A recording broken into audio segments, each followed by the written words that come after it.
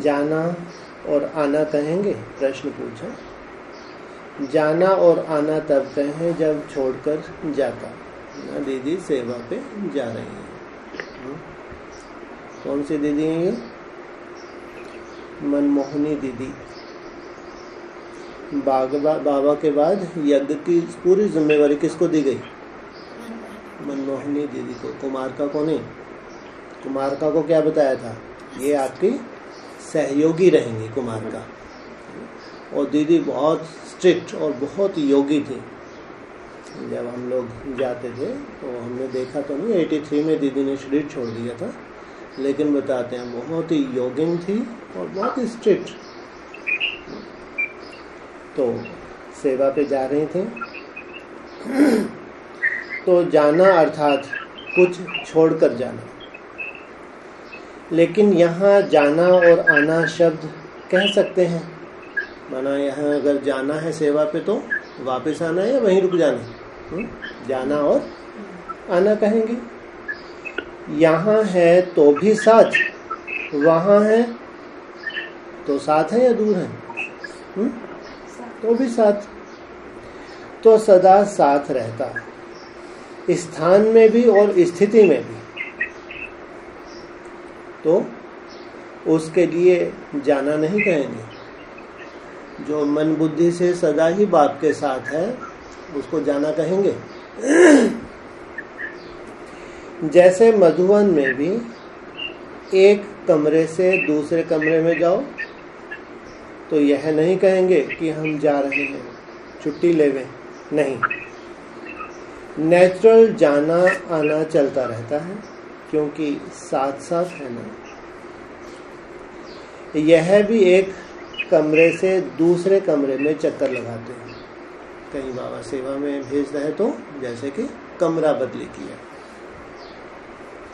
है। मधुवन वासी, इसलिए विदाई शब्द भी नहीं कहते, सदा सेवा की बधाई देते हैं। क्या कह रहे हैं बाबा? ये विदाई नहीं है लेकिन सेवा की बधाई है। सदा साथ रहते, सदा साथ चलते, अंग संग है। ऐसे ही अनुभव होता है ना। महारथी अर्थात समान। किसके समान? बाप समान। महारथियों के हर कदम में पद्मों की कमाई है। कॉमन बात है, लेकिन हर कदम में अनेक आत्माओं के पद्मा पदम पति बनाने का वरदान भरा हुआ है।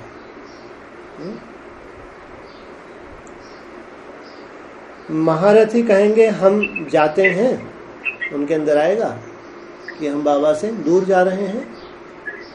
नहीं, लेकिन साथ जाते हैं। महारथियों की सर्विस नैनों द्वारा बाप से प्राप्त हुए वरदान अनेकों को प्राप्त कराना, अर्थात अपने द्वारा बाप को प्रत्यक्ष करना। ये पर्सनल मुलाकात है। जैसे दादियाँ थी तो उनको एक साथ ग्रुप में मुलाकात करते थे शुरू शुरू में, लेकिन दीदी से इसका उन्हें बाबा कितनी वैल्यू देते थे। लेकिन आज हिस्ट्री में दीदी का नाम आता है, कोई पूछता है? और मम्मा को भी मजबूरी से। हिस्ट्री में अगर आज स्पेशल कमरे बने हुए हैं, स्पेशल रूम है, किनके हैं? कुमार का है और जानकी दादी का है और गुलजार। सोचो, बाबा ने जिसको सबसे पहले जिम्मेवारी दी, आज उसका किसी को हिस्ट्री में मालूम ही नहीं है। जो नए जाते हैं उनको बताते ही नहीं है, क्योंकि कहीं फोटो ही नहीं है। ये हाल है। ये तो अभी की बात है, 83 ज़्यादा दूर था क्या? सोचो, उससे पहले ये दीदी दादियाँ जिन रत्नों को जानती होंगी उनका नामो निशान मिल सकता है। ये तो अभी की बात कहें, 83 ज़्यादा दूर है क्या? और अव्यक्तवाणी में प्रूफ है ये तो। इसको कहेंगे बाबा का दृष्टिकोण क्या है और ये जो महारथी हैं जब तामसी बनते जाते हैं तो इनका दृष्टिकोण क्या हो जाता है, कितना अंतर आ जाता है। तो बाबा कहेंगे आपको देखते देखते बाप की स्मृति स्वतः ही आ जाए। सेवा पे जा रही हो लेकिन बहुत योग युक्त रहती थी, बहुत अंतर्मुखी थी, तो क्या लक्ष्य दिया बाबा ने आपको देखते देखते किसकी स्मृति आ जाए, बाबा की। हर एक के दिल से निकले कि कमाल है बनाने वाले की, तो बाप प्रत्यक्ष हो जाएगा। बाप आप द्वारा प्रत्यक्ष दिखाई देगा और आप गुप्त हो जाएंगे। कोई कोई स्टार क्या करते हैं, सूर्य की रोशनी में खुद को गुप्त कर देते हैं, और कोई कोई स्टार क्या करते हैं, जब चमकते हैं तो सूर्य दिखता है और ही सूर्य को गुप्त कर देते हैं। अभी आप प्रत्यक्ष हो, बाप गुप्त है, फिर हर एक दिल से बाप की प्रत्यक्षता का गुणगान करते हुए सुनेंगे। आप दिखाई नहीं देंगे लेकिन जहां भी देखेंगे तो बाप दिखाई देगा, और जो अभी दिखाई दे रहे हैं उनका क्या अंजाम हो रहा है या होने वाला है?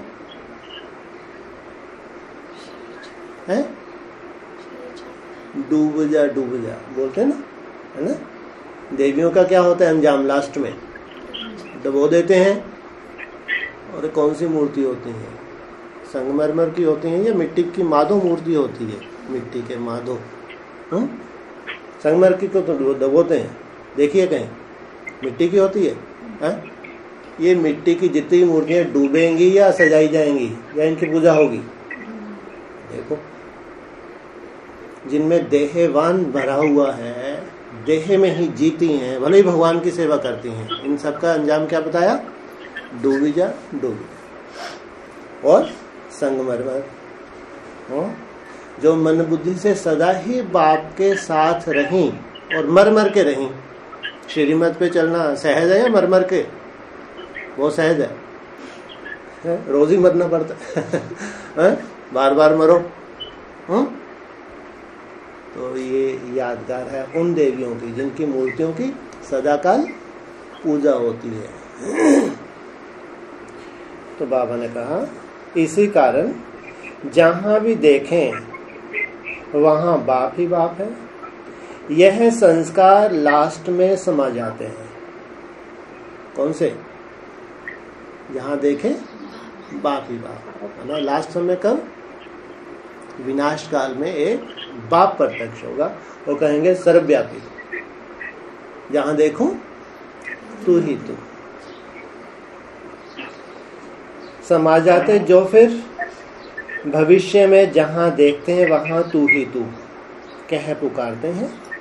लास्ट में आप सबके चेहरे दर्पण का कार्य करेंगे। आपके चेहरे से क्या दिखाई देगा उनको? दर्पण में क्या दिखाई देता है? हाँ, अपना लक्ष्य दिखाई देगा। ये है हमारा लक्ष्य। जैसे अभी क्या करते थे, लक्ष्मी नारायण के चित्र लक्ष्य दिखाते थे ना, ऐसे आपके चेहरे दर्पण का काम करेंगे।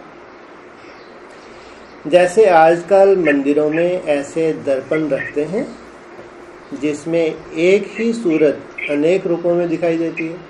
देखो दूर तक एक ही मूर्ति, सैकड़ों हजारों। ऐसे आप सबके चेहरे चारों ओर बाप को प्रत्यक्ष दिखाने के निमित्त बनेंगे। और भक्त कहेंगे जहां देखते वहां तू ही तू। सारे कल्प के संस्कार तो यहाँ ही भरने हैं ना। भक्ति मार्ग के जो भी संस्कार है, कोई हनुमान का भक्त है, कृष्ण का, राम का, ये संस्कार कहाँ समा जाएंगे अभी?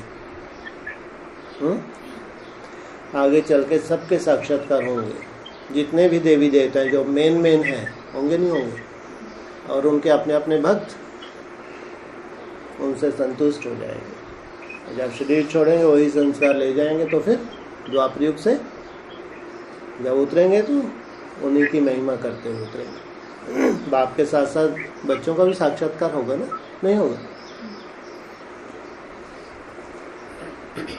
तो भक्त इसी संस्कार से मुक्ति को प्राप्त करेंगे। इसलिए द्वापर की आत्माओं में या मुक्ति पाने का संस्कार या तू ही तू के संस्कार ज्यादा इमर्ज रहते हैं, तो अपने व बाप के भक्त भी अभी ही निश्चित होते हैं। आपके भक्त भी और